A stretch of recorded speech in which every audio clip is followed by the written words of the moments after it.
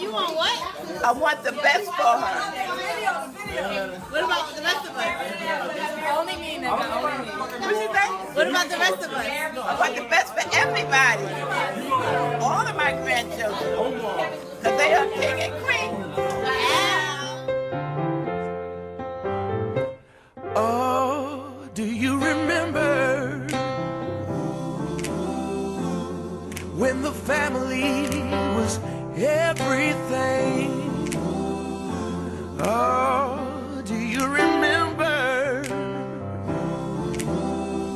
It was so long ago and so much has changed. I wanna go back. Wanna go back to those simple days. I wanna go back. But now we've grown and gone our separate ways. Times is hard, and things are a-changing. I pray to God that we can remain the same. All I'm trying to say is our love don't have to change. No, it don't have to change. You know, love, you perceive love, and as far as your relationship that you mentioned. Most definitely. You know, I grew up in a very turbulent household. Like, especially once I left my grandmother's house and then went into my mother's house and lived with her.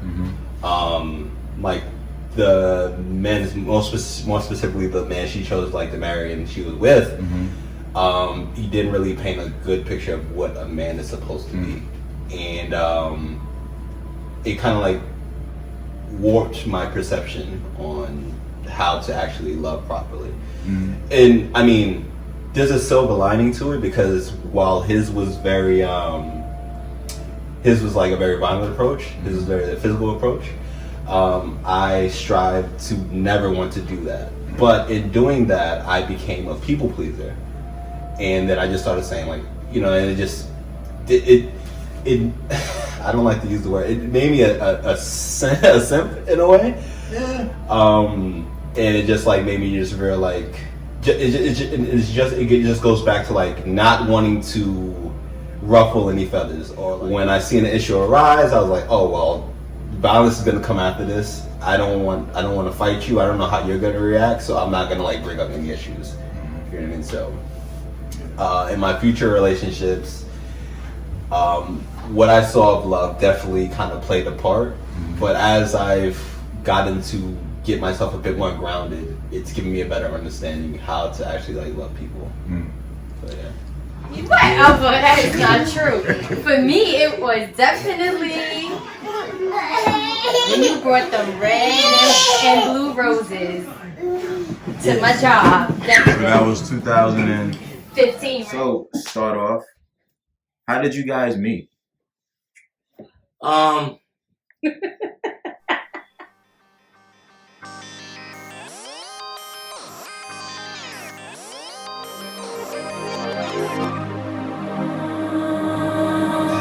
What's that perfect love story anyway?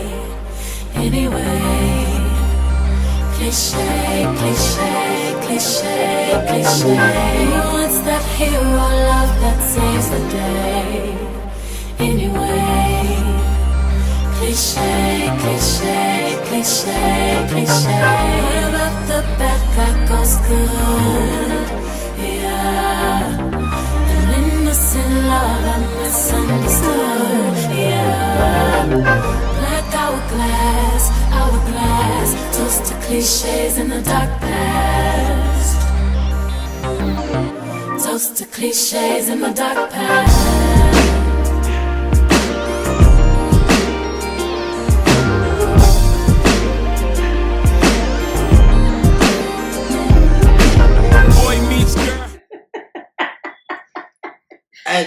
Really at work, right? So, you know, there's a backstory to everything. You notice her coming into the office building, you know, and I found myself strategically placing myself to where I could see her, and maybe we can have a little, you know, good morning. Excuse me. Can I get my grown man on point? Cause I see some ladies tonight that should be hanging with Jay-Z. Jay-Z.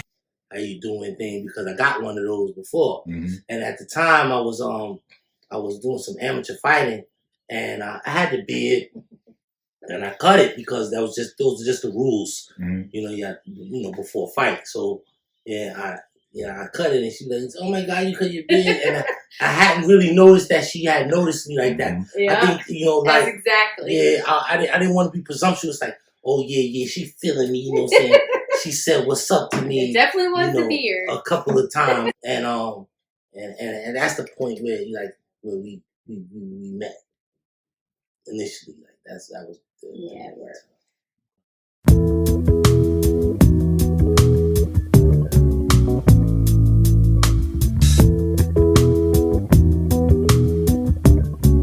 I would have to definitely say I got my idea of love.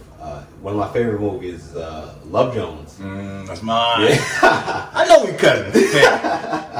So it wasn't just like the idea of love. It was like everything kind of surrounding love, like, you know, courtship, just like, you know, feeding someone like that, and it just like, you know, because one of my love languages is words of affirmation. It's just like affirming someone and letting them know like how you love them and how to love you. You know what I mean? So.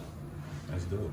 So I gotta push now. So what about that movie gave you the concept that you needed for love?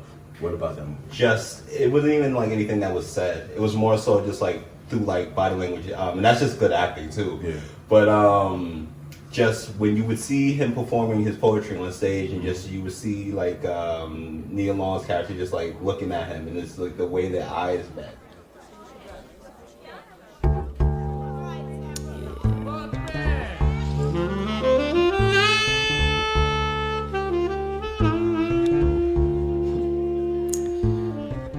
Say, baby, can I be your slave? I've got to admit, girl, you're the shit, girl, and I'm digging you like a grave. Now, do they call you daughter to the spinning pulsar, or maybe queen of 10,000 moons? Sister to the distant yet rising star. Is your name Yemiya? Oh, hell no, it's got to be Oshun. I mean, I hate what social media does to love. I hate what social media, like the kind of perception that like it gives to, like, it's like you have situations like, oh, you don't post me enough. It's like, do you not love me? Like, what's up? It's just like, that has nothing to do with how I love you. You know what I mean? I mean, I barely post on like there. But it's like, you know, you'll have like a friend of mine, you know, he was in a relationship, and she was like, oh, you don't post me enough. Like, why don't you want to post me? It's like, nothing against you. He's a carpenter, so like he posts his business stuff on there. Like, why am I posting? Like, my girl has nothing to do with anything that I'm building. You know what I mean? So, do you think that it's a downfall to many relationships? Yes. Do you has it stopped you from like putting your romantic stuff out there, not because of what you are hiding, but mainly because you're trying to protect? Exactly. It's one of those situations where it's like, you know, I just, for why? Like, I don't need the world to know that much about me. All the world needs to know what I look like, what I'm eating probably, and what movies I like to watch. That's it. Like, that's You control that. exactly. About when you first knew, like, I love this woman. Wow.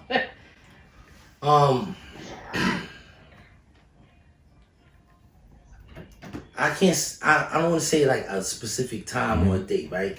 Only midnight? Puffin. Damn.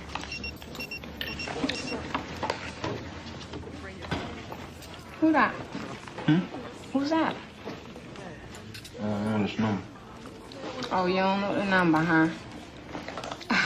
Here come the bullshit. Flashing shit, that's not my thing. You just boring, that's all. That's all. I was feeling it. We sat at the diner and we talked, and You know, got to see all night. Yeah, got to see where where you came from with certain things, and I was feeling it. And then when I knew it was real, I was like super scared. Like I'm not like a guy that get terrified easily. You know, I even do things to try to scare myself. You know what I'm saying? You know, jump out of the airplane or whatever the case is. You know what I mean? But I was scared. You know, I was at a point. I was like, yeah, I don't know, and I had to confront that. You know what I mean? I'm totally for that. I'm totally for addressing and confronting your fears, whatever it is that you're afraid of. You know, I think that's the only way for you to progress in life. You know, so I said if I'm afraid of this thing, that maybe I should just embrace it. And it's been like one of the best decisions that I ever made. So was that fear love? I don't know. I think when we say we love something, is we say I like it a whole lot, right? There's certain definitions, right? I got this thing. Oh, I love this. Listen, I love Timberlands, right? The 10061 6-inch shield, right? I love those, right?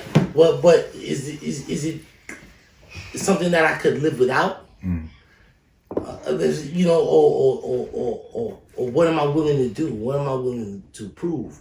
Right? Love also can push me to a point of rage too. Like, and I will try to put a lid on it, right? And then the pressure will build because I'm thinking something and I want to express it, but I don't want any turbulence in my relationship, and because I love her, right? And having to work on those things too. And like, it's a journey. For me, it's not like a destination. I'm in love with her. This is love. It's a thing that you're gonna have to be working at. You know, every day it's something new, right? Sponsored by Bevel. Nah, that Jon, that weird out. I was like, damn. Can you get more free, Bevel? Ah, damn. That's all good. Just confirm something that I was okay with being alone.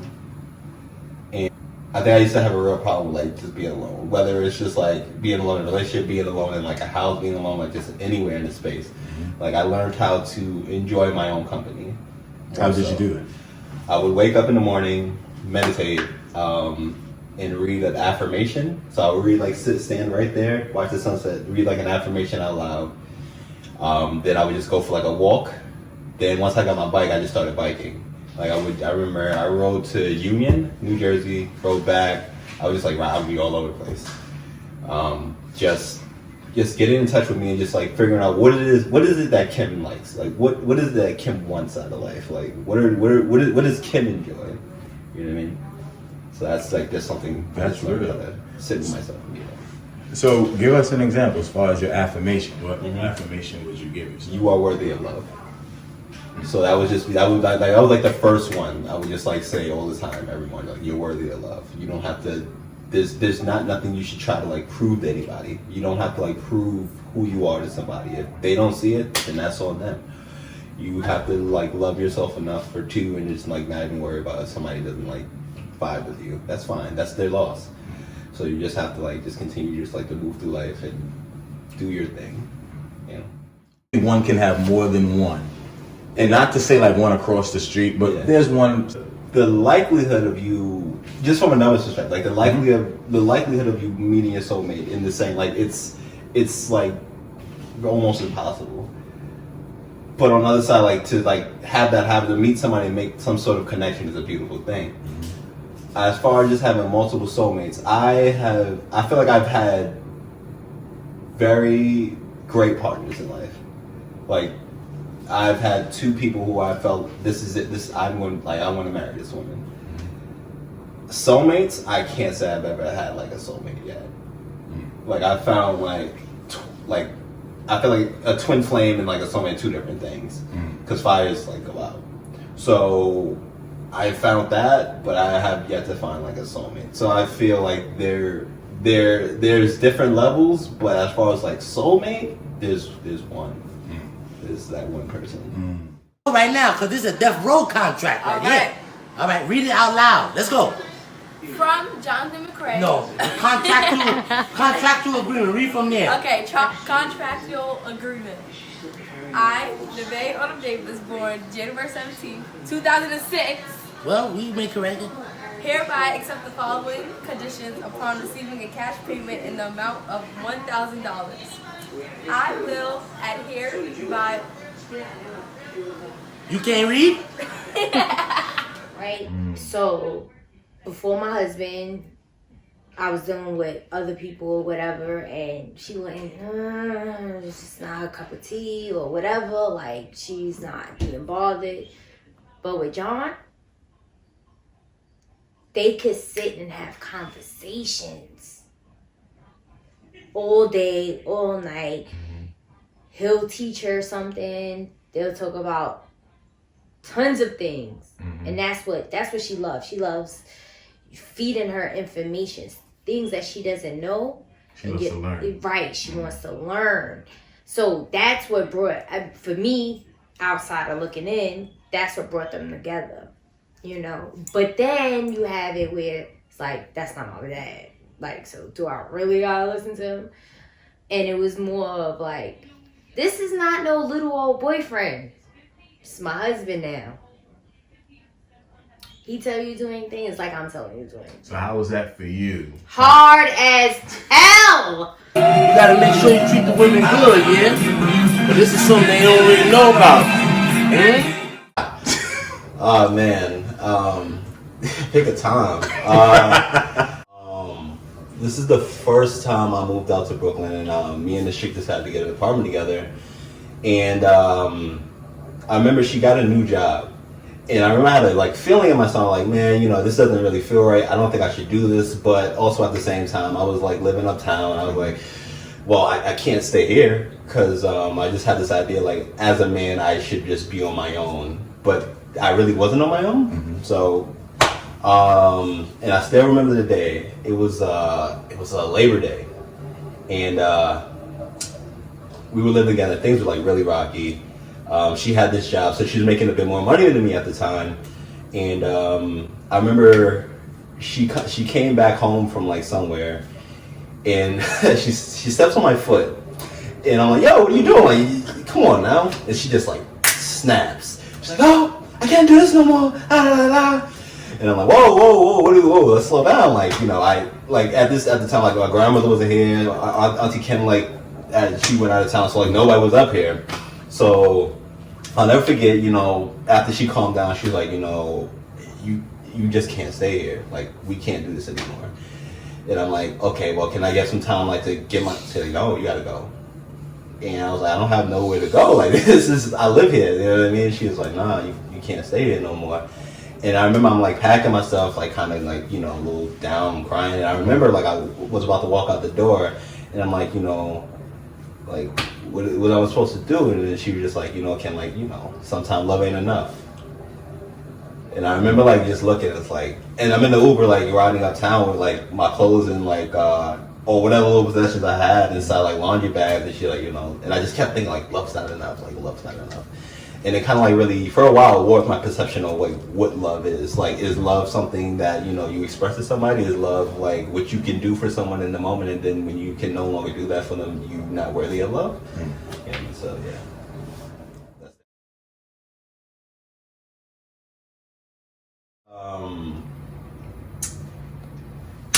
I remember we were walking down the street, and we passed the bodega, and she's like, "Oh, do you have any money to like? I need to get a gallon of water." So I'm like, I don't have any cash on me, and I didn't have my car, so like essentially, no, I don't have any money. So I'll never forget. Like, we're coming down the street, so she turns around, she's like, "Oh, my father won't be talking about broke niggas like you," and I was like, "Oh, seriously?" So at this time, at this stage, like I was just really going through like a lot mentally, not like only in like the relationship, but just like more so like just trying to figure out who I was as a person. Well, yeah, like I kind of fell back into like this weird space of not knowing who I was, because like as a child I had a good idea who I was. As a teenager I had like a pretty decent idea who I was, but once you hit that like 22, 23 mark, and it's like I don't even like who am I? You know what I mean? What is my life about? Yeah, because like I was thinking about this the other day too. Just dealing with like certain kinds of women. Like I would deal with a woman that was very, very nice, right? And I'd be with her and I'm like, no, I don't like this. You're too nice. And like that's just a stupid thing to say because like there's no such thing as somebody being too nice. This is how people are. People are nice. That you're supposed to be nice. You don't have a reason to be a jerk. Like there's no need for that. But then I would just like always deal with women who were just very demean, belittle me, just not nice people. You know what I mean? And you would just deal with that, and it's like, yes, this is what I like. I need that sort of pushback. I need that person just here, just being mean. You know what I mean? Yeah, that's real. And it's content right here, right? Yes. Put it in the proper context, right? Love hurts for me every day when there's a struggle, right? It is a struggle. And I give an example, and I'm not just talking about just the love for my woman, right? But love in general, right? Love for my people. It was the summertime. We were going through what we're going through this crisis. So there was this social distancing, and there was a lot of outdoor dining. And I took my family to a restaurant here in Harlem, and we had a pretty good time. Yeah. But we went to like an African French restaurant. Okay. Right? It was outdoorsy and stuff like that. So I had my entire family with me. And my wife decided to walk ahead. I said, you guys walk ahead and I'm taking care of the tab. I want to take care of the waitress. Right? And so walking ahead, there was some guys like on the corner. And one of the guys was like, you're looking at my wife, So I'm not an insecure man, right? It's a great man thing, right? Yeah, and I want my wife to feel beautiful, right? To feel that way. And the guy said something very crass, you know what I'm saying? And it wasn't the fact that he said it and it was about her, but I had my children there, and they could have been within earshot. So when I walked past dude, I was like, like I wanted it. You know what I'm saying? Like, see it, like, what's up? Because they were ahead of me, several feet. And he was like, yo, but in my mind too, I'm like this, I'm supposed to love you too, right? You're my brother too, right? And we going through a lot of things, especially this year too, right? And we in the community, and you ain't got no respect for my woman too, right? Because I wouldn't do that to nobody else. I don't do that to women, you know what I'm saying? Right. So, and I was hoping for some reciprocity, but it wasn't there, and I wanted to just punch this dude in the face, right? So I did, you know what I'm saying? I was hoping there was like a good but I haven't reached that level of maturity, right? So like it's something that finds you. I would be lying if I sat here and said that modeling has been like something that's been like passion, like something that's been like a passion of mine, because it's like kind of something like I stumbled on. Like it's something like I didn't want to do it and I just did it, and excuse me, like kind of like half-assed it, and I just like fell into something. You know what I mean? Passion is definitely something that finds you, and with the modeling thing, like though I enjoy it, it's not fulfilling. It's something that is very hollow. Like, especially when you see the inner workings of how things actually go, it's like, I can't really imagine, like, this is how people actually like spend their lives with, like, there's with no fulfillment, you know what I mean? And I just turned 30, and it's something like I think about. It's this quote. This isn't the complete quote, but the gentleman said, men live lives of quiet desperation. And I don't think I ever want to be in a position where like 30, 40 years have passed, and I'm like sitting down somewhere, and I'm like, oh my God, I like wasted my life.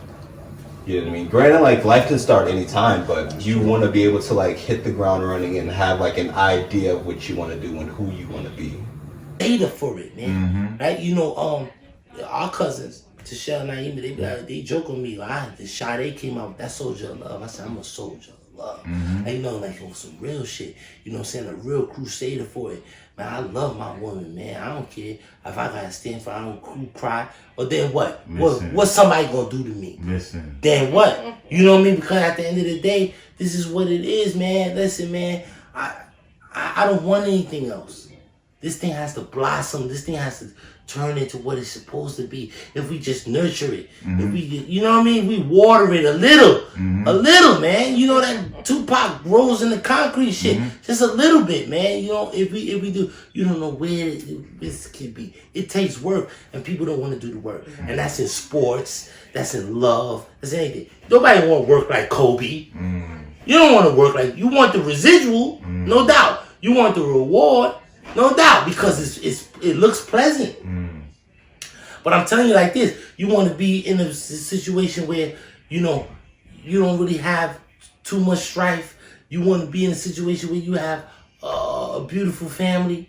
You want to be in a position where you got a good job or you have a good business, right? And you're going to have to work some.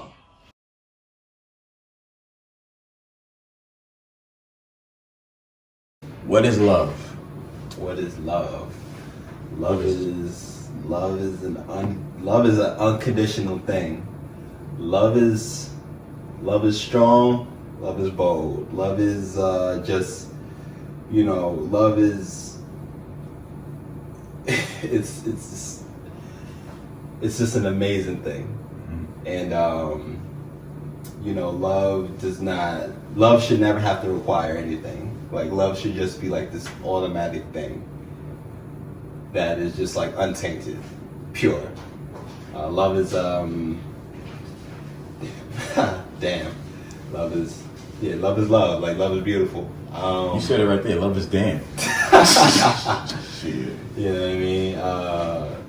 Love, like, you know, who are we to say? Cause, like, not who are we to say, but I know what love is, and I know how I love, and I know what it means to be loved. And love is unconditional. Love just doesn't stop because that person stops stimulating you. Like, that's not what love is. That's like unconditional love. You know what I mean? Yeah. Right. So, You dig what I'm saying? So with that, this is the grand finale. You trying to get me lit? That's enough. Okay. So I'm just. nah, it's all good. The last question: what is love? What does that mean to you two, in any capacity? What is love? To me, You, baby. love is life everlasting, man. You know what I'm saying? If we not enjoying, listen, this thing we have here, that what we're experiencing, it's not saying we taking it for granted, but let's know what it really is. This thing that we're experiencing, that we know people that are no longer here, right? Life is a gift, man, right? Because it's very fleeting, right? We're gonna be here for a little bit of time, a little bit, and think about the people whose time got cut short, right? A little bit of time we're gonna be here. This is love, man. This is love. The time that you're here, what impact are you making? How are you in changing someone else's life? And I'm not just saying, you know, your own spouse. If my wife can't say to herself, I'm not talking about social media, I'm talking about when I'm at work, when I'm not here, and she's alone in her own thoughts. Does this man love me? What I know love to be, does he love me? That's the truth, right? That's the underlying truth for me, right? That's love for me, right? It's sacrifice. It's what am I gonna, it's what am all the things that I dreamt of when I was laying on my back and I'm staring at the ceiling, it's just me alone in my thoughts. And I'm saying, you know what? I give all that up for them to be happy. You know what I'm saying? Oh, God damn, you gotta do this every day? You gonna fight every day? There's gotta be something, man. It gotta be something where you saying, so listen, I'm so much at peace. Man, I know I'm gonna die old man in my bed. I know that. I know I'm gonna die old man in my bed. I wanna. Certain people don't know what we go through on a daily basis. And then on the other side of that, we don't know what they go through. So there's like a whole disconnect on like the levels of oppression like both face, because they both face some sort of oppression. Because as a man, even as a black man, you have some sort of the word is escaping me right now. You have some sort of privilege. That's a wrap. I just want you to know your whole being is beautiful.